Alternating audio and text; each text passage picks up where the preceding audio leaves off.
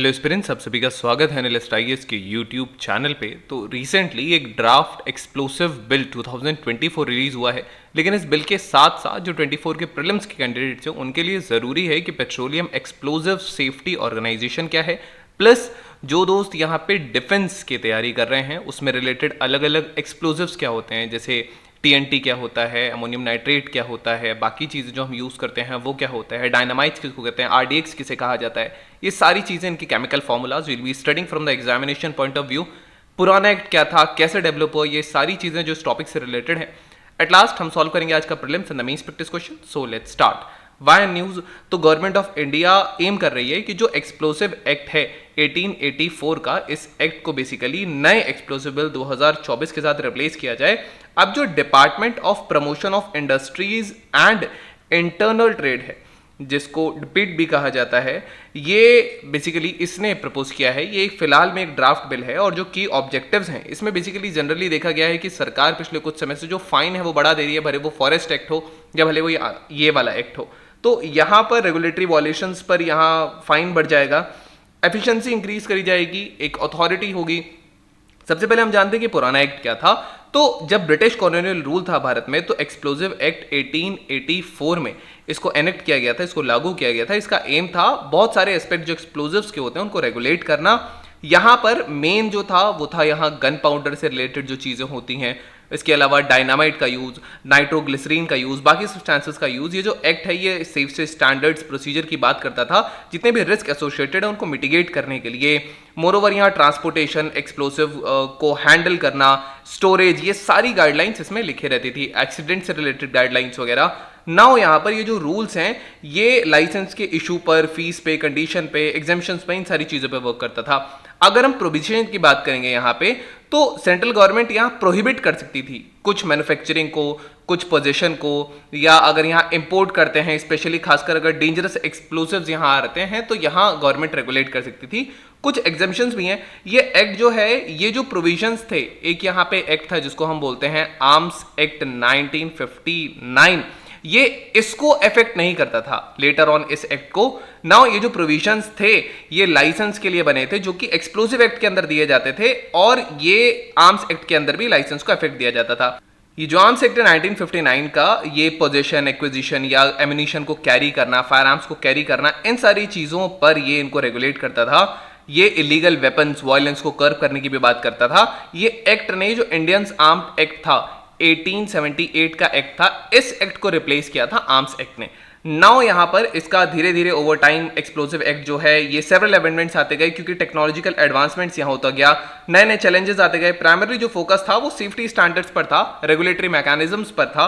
अगर हम इस बिल की बात करेंगे तो यहाँ पर इस बिल के अंदर यूनियन गवर्नमेंट जो है एक अथॉरिटी को यहाँ डिजिग्नेट करेगी, जो कि यहाँ जितने भी लाइसेंस होते हैं उनको ग्रांट करेगा, सस्पेंड करेगा, या अगर उसको रिवोक करना होगा तो वो यहाँ कर सकता है एक अथॉरिटी।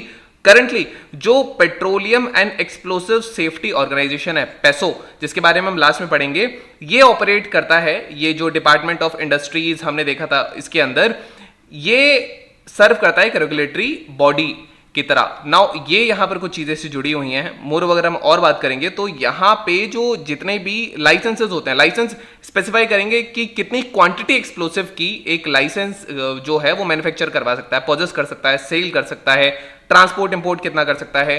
वायलेशंस पर यहाँ पेनल्टीज दिए गए हैं। ये जो बिल है ये और ज्यादा पेनल्टीज को बढ़ा देता है। ऑफेंडर्स को 3 साल तक की यहाँ जेल हो सकती है और यहाँ 1 लाख तक का उन्हें फाइन हो सकता है, या ये दोनों चीजें ही हो सकती हैं अगर कोई लीगल वेपन मिलता है, मैन्युफैक्चरिंग, इंपोर्टिंग, एक्सपोर्टिंग, या अगर कोई यहाँ वायलेशन होता है एक्सप्लोसिव्स को लेकर के। यहाँ पे जितना भी पोजीशन है, यूज है, सेल है, ट्रांसपोर्टेशन है, जितना भी है, ये वायलेशन करेगा तो इम्प्रिजनमेंट, अगर केवल यूज, सेल, ट्रांसपोर्टेशन से रिलेटेड है और वो एक्सप्लोसिव से रिलेटेड है, आर्म से रिलेटेड नहीं है, तो यहाँ 50,000 तक का फाइन है।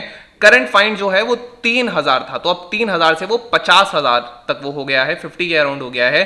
लाइसेंस प्रोसीजर को बहुत स्ट्रीमलाइन कर दिया जाएगा, एफिशिएंसी होगी लाइसेंस प्रोसीजर में, तो ये इजियर होगा बिजनेस के लिए कि नेसेसरी परमिट लोगों को आसानी से मिल सके। ये इससे जुड़ी हुई चीजें थी जो हमने पढ़ी।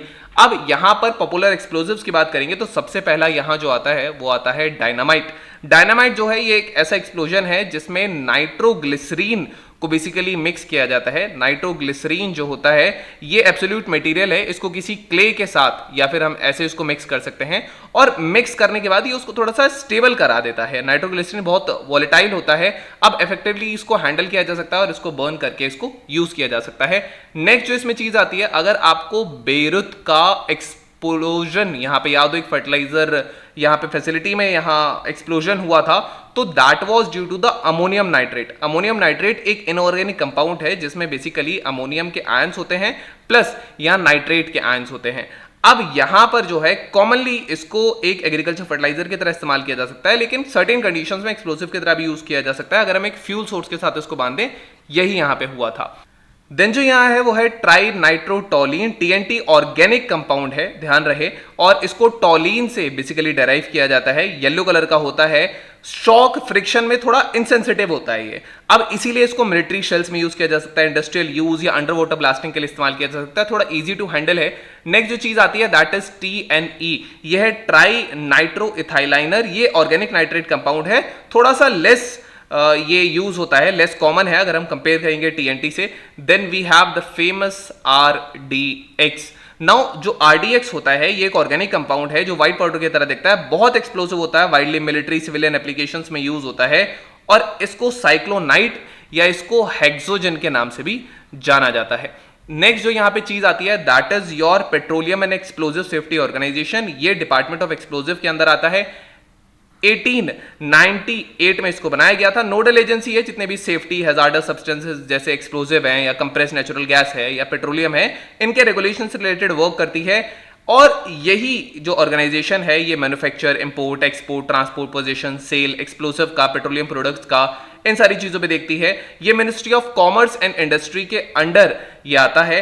एंड मोर ओवर ये जो ऑर्गेनाइजेशन है ये ट्रेनिंग देती है लॉ एनफोर्समेंट के लिए, सिक्योरिटी इंटेलिजेंस पर्सनल्स को, जो कि एक्सप्लोसिव्स को बहुत सेफली हैंडल करते हैं। तो देयरफॉर एक जो क्रिटिकल गैप बचता है कि यहाँ ट्रेनिंग रिसोर्सेज नहीं है, वो ट्रेनिंग का काम भी यही ऑर्गेनाइजेशन करती है। Now we have today's film status question. The question says the primary objective of the Explosive Bill 2024 is to repeal Arms Act, enhance safety standards for explosive, increase government control over industry, or replace the outdated Explosive Act 1884 and improve licensing efficiency. Now we have today's main practice question. The question says critically evaluate the proposed Explosive Bill 2024 considering its strengths and weakness in addressing regulatory challenges of the Explosive Act of 1884. Analyze how the bill can be further improved to ensure effective regulation and enhance public safety. So this was all about today's video and session. Hope you understood it well. Thank you. Have a nice day and stay tuned with Endless Ties for better preparation.